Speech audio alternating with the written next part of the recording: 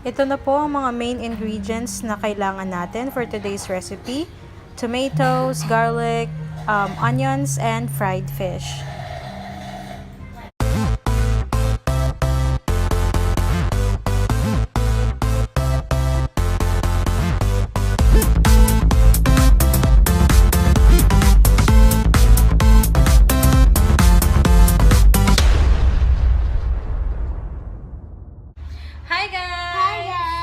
Welcome back to my channel. This is Apple once again and my baby Hub. For today's video, what we're going to do is to cook.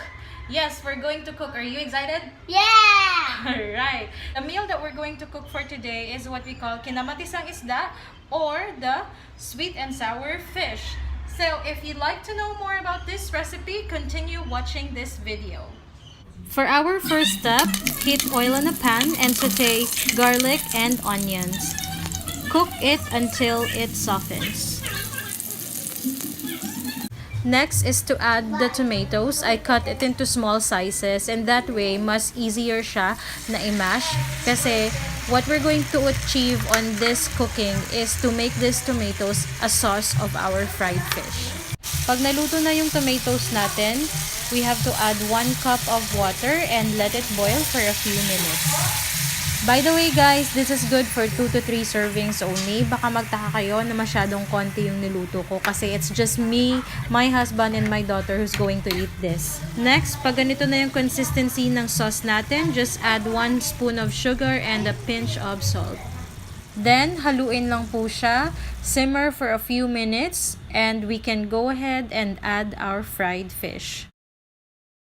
Mix lang po natin yung fried fish sa sauce nito and simmer for 3 to 5 minutes and we're ready to serve it. Sa paghalo po natin guys, please be careful na hindi madurog yung fried fish. Okay, so ito na po yung finished product natin. This is our kinamatisang isda or sweet and sour fish.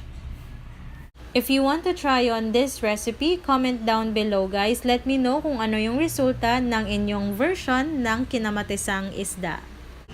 After dinner guys, ito na yung natira.